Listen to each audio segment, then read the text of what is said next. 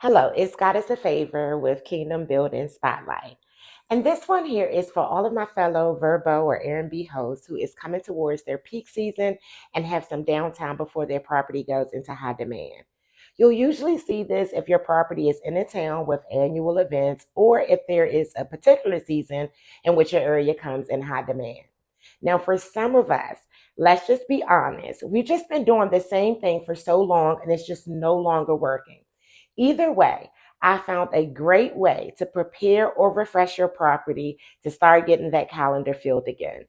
So, I have 5 simple steps that I use to generate bookings after coming out of peak season or to refresh and fill my calendar. The first thing that I do is update my photos.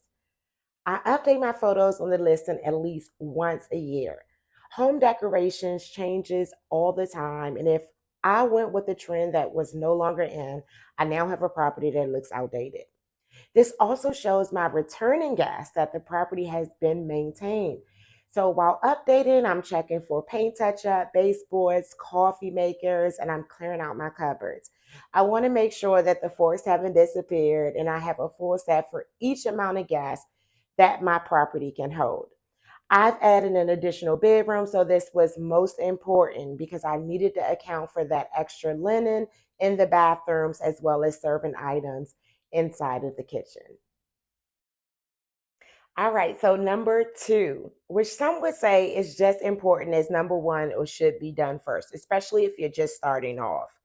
I go to the Verbo site or the Airbnb site or whichever site that I'm using to get my bookings to check to see what the competition looks like. I want to see what their rates are and how they show their property.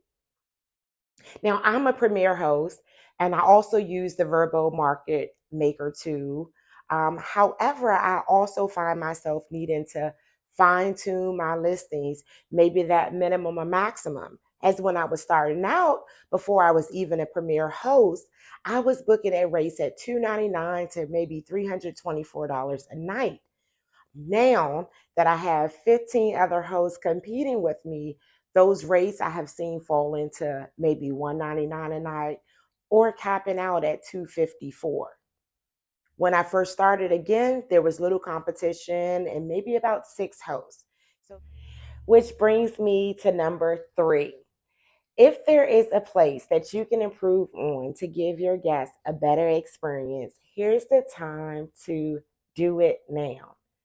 When you're checking out the listing, see if you could provide such items that they are charging for with no additional fees. Just as the rates are dropping, we're seeing a lot of people drop their cleaning fees.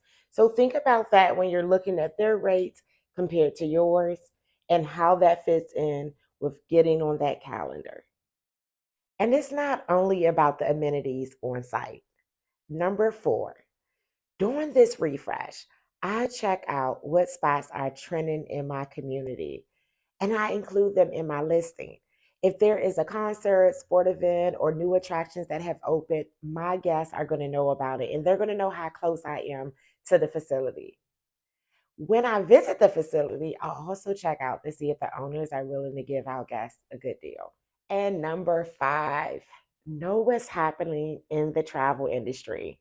Right now, people are traveling and looking for new experiences, but they have come accustomed to flexible travel options and refunds. Travelers also have become aware of sustainability.